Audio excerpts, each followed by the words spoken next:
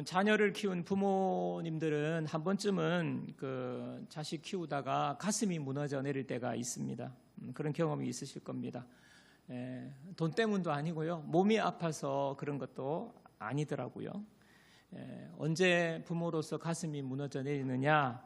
자식과의 관계가 깨질 때, 그리고 자식과의 그런 마음의 갈등으로 마음이 어긋날 때입니다. 저도 경험이 있습니다. 제가 사춘기 아이를 때 우리 아이가, 근데 제가 이 이야기를 미리 우리 아들한테 이야기를 안 해가지고 혹시나 우리 아이가 이 이야기를 들으면 굉장히 또 기분 나쁠 수도 있을 것 같은데, 하나님께서 또 우리 아이를 만져주기를 기대하면서 허락 안 받고 하는 이야기인데, 사춘기 때 이제 이 아이가 한번 저희 부모님, 저하고 아내한테 집 나가겠다고 한 적이 있습니다. 그러면서 한 말이, 나는 이 집에서 밥 먹여주고 재워주는 거 외에는 모든 것 뭐 하는 뭐 해라고 그러고 말하고 부모님 말하는 게 다 싫다는 거예요. 너무 힘들고 괴롭다는 거예요. 제가 얼마나 괴롭혔으면 그럴까 여러분 생각하실 수 있는데, 전혀 그런 게 아니죠. 제가 뭐 그 아이를 괴롭히거나 뭐 그렇게 한 적이 없습니다. 뭐 이제 너무 스마트폰 너무 많이 보지 말아라.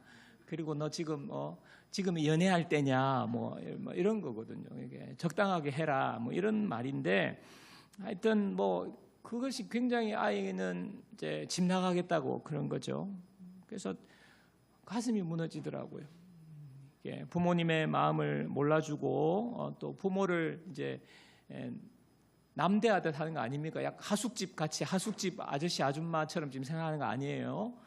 그리고 하여튼 제가 이 아이를 어떻게 키웠는데 이 아이 입에서 이런 말이 나오나 할 때 굉장히 그 마음이 무너져 내렸습니다. 마음이 갈기갈기 찢어지고 이 배은망덕한 놈이라는 생각이 많이 들었습니다. 오늘 나눌 이사야의 말씀에서 하나님의 마음이 꼭 이와 같은 거예요. 지금 이와 같은 부모의 심정이라고 할 수 있습니다. 제가 먼저 좀 배경을 좀 설명을 드리면요, 지금 이사야 선지자가 활동했던 이 주전 8세기경에는 우시야 왕이 통치하고 있었습니다. 그래서 굉장히 부흥기를, 제2의 전성기라고 할 만큼 나라가 잘 살았어요. 그런데 이 나라가 잘 살았는데 문제는 사회 곳곳에 너무너무 힘든 그런 썩어 있는 사회의 모습들이 많았습니다. 먼저는요, 부자가 있고 가난한 사람이 있는데 이게 빈부격차가 너무 심한 거예요. 대부분의 사람들은 가난에 찌들려 있었습니다. 그리고 재판관들이 재판을 법대로 하지 않는 거죠. 부자들의 뇌물을 받고 가난하고 힘없고 약하고 사회적인 약자들은 정말 피눈물을 흘리게 되는 사법의 정의가 다 무너져 있는 그런 사회였습니다. 그러니까 사회가 너무너무 힘든 거죠. 그리고 대외적으로는 신흥 강대국 이제 아수르가 쳐들어오고 있었습니다. 그래서 유다 나라 변방을 계속 침략하고 그곳에 있는 사람들은 지금 전쟁의 고통을 겪고 있는 거죠. 절망적인 상황입니다. 언제 이 유다 나라가 멸망할지 모르는 그런 상황에 지금 처해 있는 것이 지금 이 유다 나라의 안팎의 상황인데, 오늘 이런 상황 가운데에서 하나님께서 마치 법정에서 시시비비를 가리는 것처럼, 재판장처럼 오늘 이스라엘 백성들을 향하여서 고발하시는 말씀입니다. 자, 이사야 1장 2절 3절 보십시오. 하늘이여 들으라, 땅이여 귀를 기울이라. 여호와께서 말씀하시기를 내가 자식을 양육하였거늘 그들이 나를 거역하였도다. 소는 그 임자를 알고 나귀는 그 주인의 구유를 알건만은 이스라엘은 알지 못하고 나의 백성은 깨닫지 못하는도다 하셨도다. 하나님이 지금 마치 증인들을, 하늘, 땅, 우주 만물을 증인으로 앉혀놓고 지금 호소하는 거거든요. 뭐냐? 소도 나귀들도 그 주인을 안다. 그리고 주인의 말을 거역하지 않는데 이 내 백성 이스라엘은 나를 거역하고 내가 주인인지도 모르고 지금 그렇게 살아가고 있다라고 말하는 것입니다. 여러분, 하나님의 말씀은요, 자연과 동물은 순리를 따른다고 말씀하세요. 여러분, 자연과 어떻게 보면 진짜 동물들은 순리대로 그들이 살아가고 있습니다. 근데 오직 사람들만이, 인간만이 거역한다는 거죠.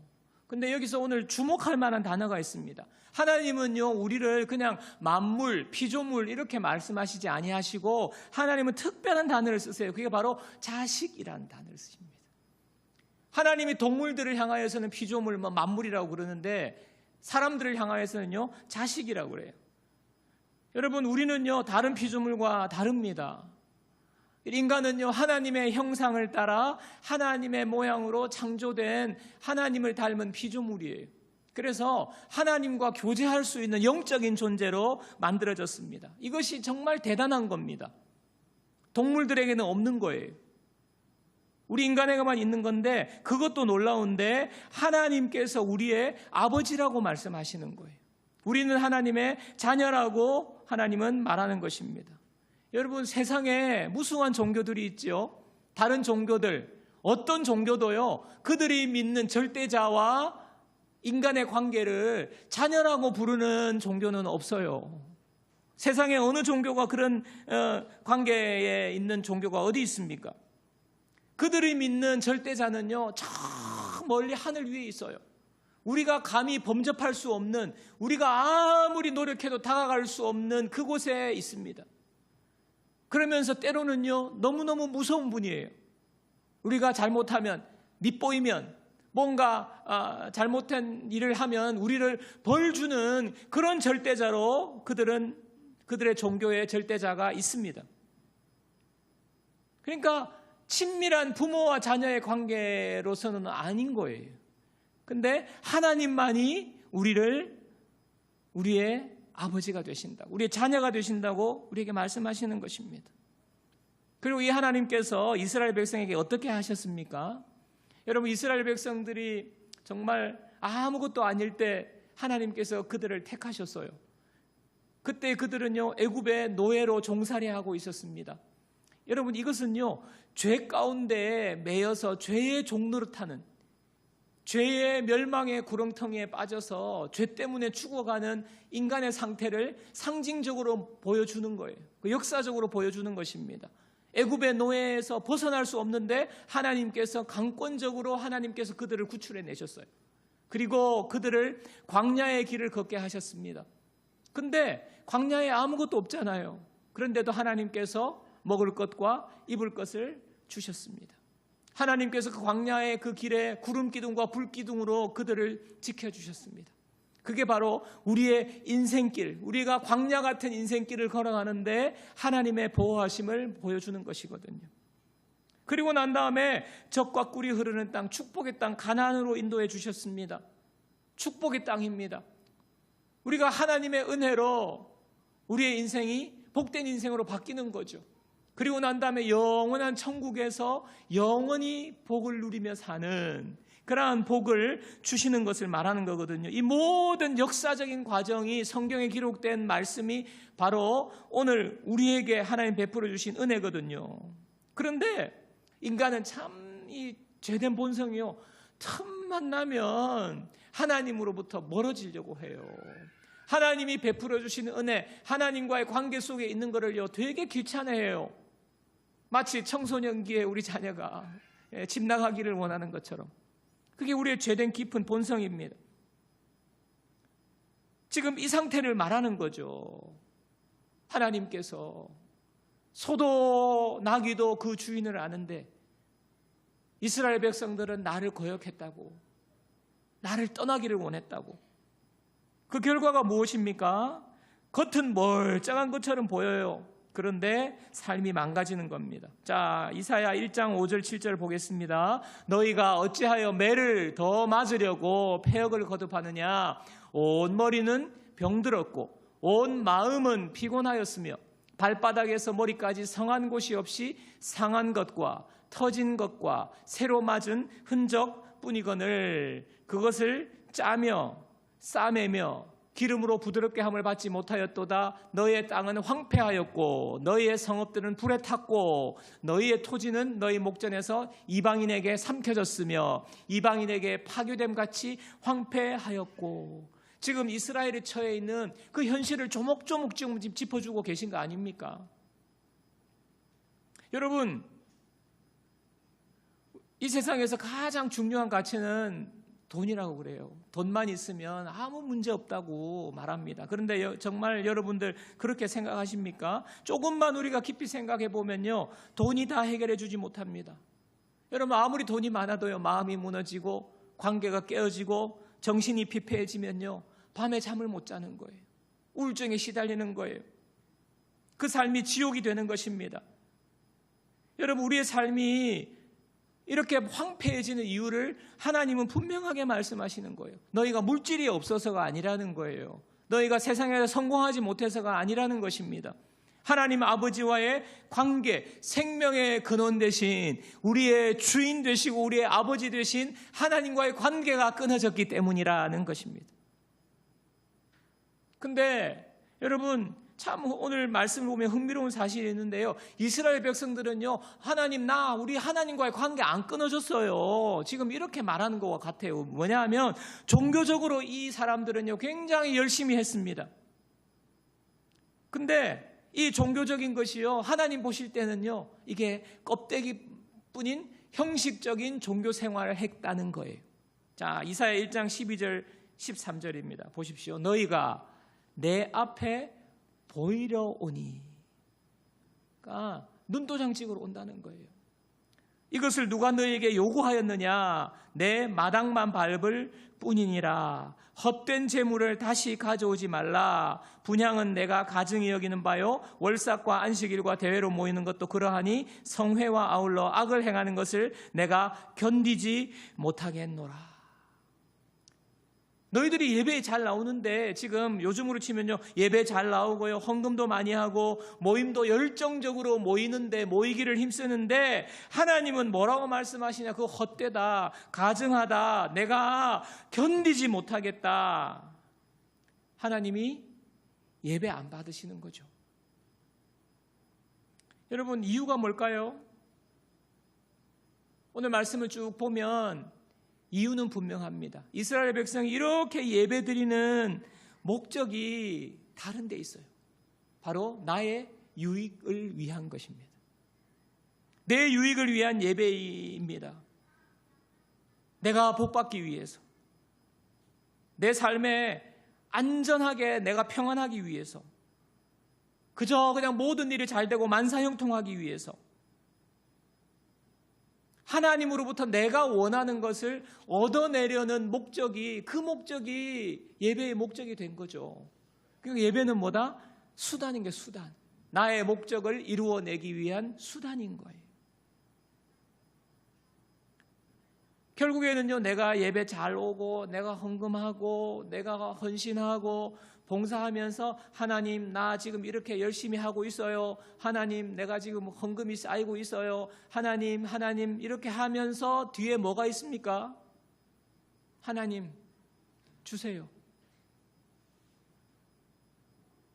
근데 하나님이 입을 싹 닦았어.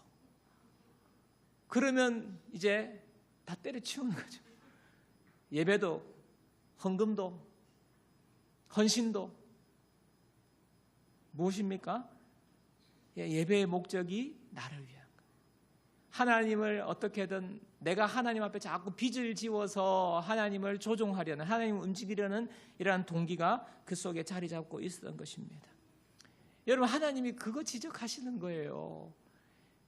여러분, 하나님은요, 모든 걸 다 가지신 분입니다. 하나님이 우리의 돈이 필요하신 분이 아니에요. 하나님은 우리의 우리의 봉사가 필요하신 분이 아닙니다. 하나님은 그 중심을 보시기를 원하시는 것입니다. 하나님은요, 동기를 다 아세요. 우리가요, 다른 사람은 속일 수 있어요. 여러분들이 저도 속일 수 있어요. 저도 저를 속일 수 있고 여러분도 저를 속일 수 있습니다. 그러나 하나님은요, 저와 여러분 중심을 다 보고 계십니다. 그 깊은 곳에 순수한 자리 잡고 있는 동기까지 주님은 다 아시는 거죠. 그래서 여러분, 예배는 무엇입니까? 하나님께서 나를 구원하신 그 은혜에 감사하여서 하나님이 나의 구주가 되십니다 하고 하나님을 높이는 거죠. 하나님이 내 인생의 주인이 되십니다 하고 하나님 앞에 무릎을 꿇는 것입니다. 하나님을 인정하는 것입니다. 내가 주인이 되어서 하나님에게 뭔가를 요구하는 위치가 그게 바뀌어야 되는 거예요.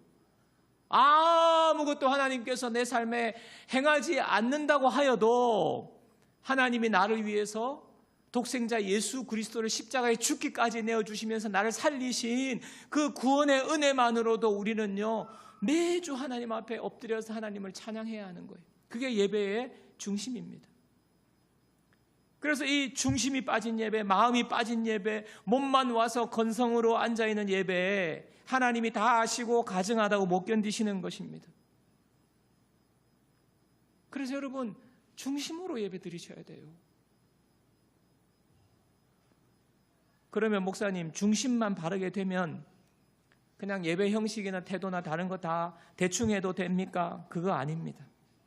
여러분, 그거 아셔야 돼요. 겉으로 형식만 취할 수도 있지만 진짜 마음의 중심이 태도가 있는 사람은요, 형식으로 드러나게 되어 있어요. 여러분, 누구를 사랑하는 마음이 뜨거워요. 그러면 그 마음이 형식으로 드러나게 되어 있어요. 내가 여러분들 연애하실 때 너무너무 사랑하는데 그냥 마음만 사랑하게 됩니까? 마음만 행동으로 드러나게 돼 있거든요. 그와 마찬가지입니다. 마음을 다해 전심으로 예배하는 사람은요, 예배 시간에 일찍 와서 준비하면서 예배드립니다. 마음의 중심으로 하나님을 뜨겁게 예배하는 사람은요, 예배 순간순간, 한순간 순서마다 전심을 다하는 거예요. 정말 중심으로 우리가 예배하는 사람은요, 내 모든 것이 하나님이 주셨고, 나에게 새로운 생명도 주셨고, 나에게 능력도 주셨고, 나에게 모든 상황을 하나님께서 인도하고 계신다. 내 건강, 내 물질 전부 다 하나님의 것이고 하나님이 주신 것이라고 고백하기 때문에 하나님 앞에 더 봉사하는 거예요. 더 하나님 앞에 물질을 드리는 것입니다. 억지로 되는 게 아니에요. 전심이 하나님을 향해 있는 사람, 예배하는 사람. 저는요, 오늘 이 시간에 우리가 날마다 우리가 점검해야 될 것, 하나님 앞에 매일매일 나올 때 정말 마당만 밟는 것이 아닌가. 이 시간이 여러분 헛된 시간 되면 안 되잖아요. 하나님 앞에 올 때 나를 사랑하셔서 독생자 예수 그리스도를 십자가에 죽기까지 내어주신, 그리고 내 삶을 인도하신 내 삶의 주인 되신 하나님께, 하나님, 내가 주님으로 인하여서 내가 살아가고 있습니다. 감사합니다. 찬양합니다. 온전히 마음과 우리의 삶의 전부를 드리는 예배, 그 예배가 저와 여러분들 드리는 예배 되기를 주님의 이름으로 축복합니다. 이 예배를 받으시는 거죠. 여러분, 그리고 이 예배가 왜 중요하냐? 이 중심의 예배가 전심으로 목적이 나의 유익을 위한 목적에 있지 아니하고 하나님을 향한 예배가 왜 중요하냐? 이게 우리 삶으로 이어지고요, 그리고 우리의 삶이 또 다른 우리의 삶을 결정하기 때문입니다.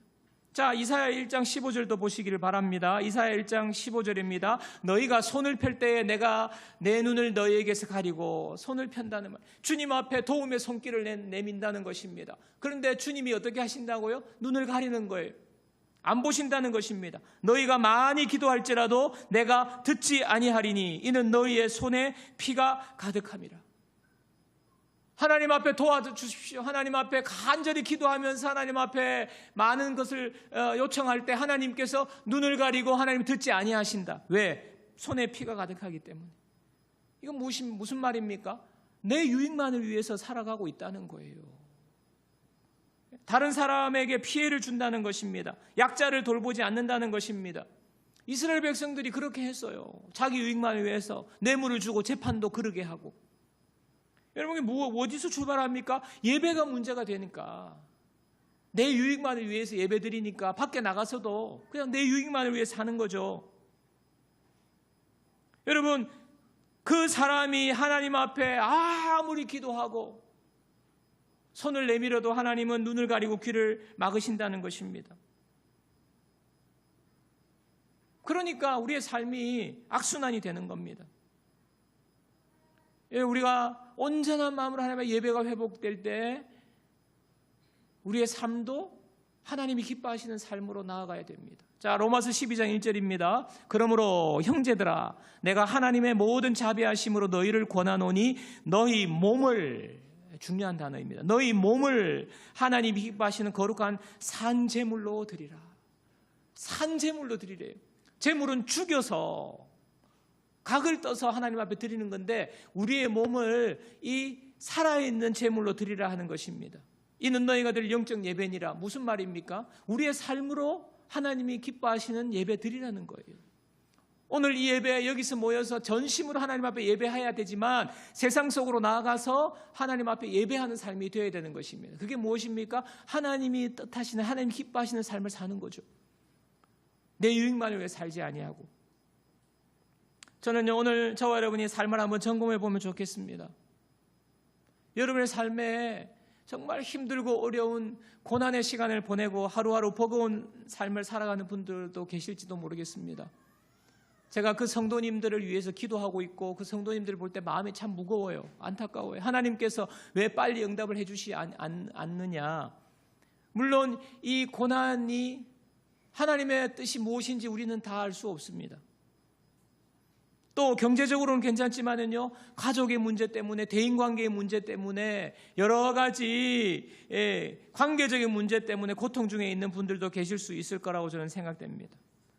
그리고 그 외에 개인의 문제, 내 자신이 그냥 남에게 말하지 못하는 그런 마음의 불안과 늘 염려와 두려움이 있는, 마음이 힘들어서 그래서 평안을 잃어버린 채 날마다 어떻게 보면 약물을 의존해서 잠을 자야 될지도 모르고, 또 어떤 분들은요 모든 게 다 완벽해요. 그런데도 내 마음에 이 빈자리가 채워지지 않아가지고 이것을 채우려고 계속해서 목표를 향해서 달려가는, 일종의 워커홀릭이라 할 수 있죠. 채워지지 않는데 계속해서 멈추지 못하고 달려가는 쫓기는 삶을 살아가는 분들이 있을지 모르겠습니다. 이와 같은 삶에 여러분, 우리가 왜 이런 삶이 우리에게 있을지 오늘 말씀을 통해서 우리는 하나님과의 관계를 점검해 보기를 원하는 것입니다. 여러분, 그렇다고 모든 힘들고 어려운 고난이 하나님과의 관계가 깨져 있기 때문에 그런 것은 아닙니다. 그러나 우리 자신은 알아요. 내가 지금 하나님과의 관계가, 하나님 온전히 하나님 앞에 예배하는데 다른 목적으로 내가 예배의 자리에 앉아와 있지는 않은지, 아니면 하나님께 벌 받을까 봐 두려워서 한 달이나 딱 걸쳐놓고 있는 상태는 아닌지, 무언가 이 정도 하면 하나님이 그냥 적당하게 나를 봐주시겠다는 마음으로 우리가 하나님 앞에 관계가, 하나님과의 예배가 그렇게 설정되어 있지 않는지 여러분 한번 돌아보실 필요가 있어요. 이사야 1장 19절 20절입니다. 너희가 즐겨 순종하면 땅의 아름다운 소산을 먹을 것이요 너희가 거절하여 배반하면 칼에 삼켜지리라. 여호와의 입의 말씀이니라. 하나님은 사랑의 하나님이십니다. 그러나 하나님은 우리의 삶에 정말 하나님께서 분명한 우리에게 선택의 길을 우리 앞에 두고 계세요. 즐겨 순종하는 삶, 하나님을 거절하는 삶. 여러분, 참 무겁고 두려운 말씀 아닙니까? 이 말씀만 보면요, 우리는요 참 절망할 수밖에 없어요. 왜냐하면 우리가 순종을 다짐해도 잘 안 되니까. 작심삼일이라는 말씀 우리가 잘 알죠. 우리 힘으로는요 온전한 순종이 불가능해요. 여러분, 작심하고 다짐하고 하지만 돌아서면 넘어지고. 그런데 하나님은 너희가 순종하면 땅의 아름다운 소산을 먹을 것이요. 지금 너희가 이렇게 어렵고 힘들고 얻어 터지고 이런 상황이 바로 이 하나님과의 관계가 무너졌기 때문이라는 거거든요. 근데 이게 우리 힘으로 잘 안 되는데 오늘 이어지는 말씀에 앞에 말씀 보면 참 놀라운 하나님의 은혜가 있어요. 그게 무엇이냐? 하나님은 우리를요 우리의 노력과 우리의 힘만으로 살아가도록 우리를 그렇게 놓아두시지 않는 것입니다. 하나님의 위대한 약속을 보시기 바랍니다. 이사야 1장 18절입니다. 여호와께서 말씀하시되 우리 다 같이 한번 읽겠습니다. 여호와께서 말씀하시되 오라 우리가 서로 변론하자. 너희의 죄가 주홍 같을지라도 눈과 같이 희어질 것이요 진홍같이 붉을지라도 양털같이 희게 되리라. 하나님이 우리를요, 이 괘씸한 놈들, 내가 너네들한테 얼마나 어떻게 했는데 이것들이 살림살이 좀 나아지니까 이제 살만하니까 주님을 떠나 이 녀석 번개 한번 맞아봐라. 하나님이 이렇게 하지 않으세요. 오라 우리가 이야기 좀 하자는 거예요. 이야기 좀 변론하자는 거예요. 여러분, 하나님 앞에서 우리가 죄를 지으면 죄에 마땅한 징벌을 받게 되어 있어요. 하나님은 공의의 하나님이시기 때문에 그냥 넘어가는 법이 없습니다. 죄의 결과 우리가 사망이 왔잖아요. 우리는 죽어 마땅한 존재입니다. 하나님 앞에서 우리가 법정에서 우리는요 100% 유죄예요. 100% 하나님의 긍휼과 자비를 얻을 수 없습니다. 그런데 하나님께서 야 변론하자, 시시비비를 가리자, 땅 유죄인지 무죄인지 가리자 이렇게 말씀하면서 뒤에 뭐라고 그래요? 너희 죄가 주홍 같을지라도 눈과 같이 희어질 거다.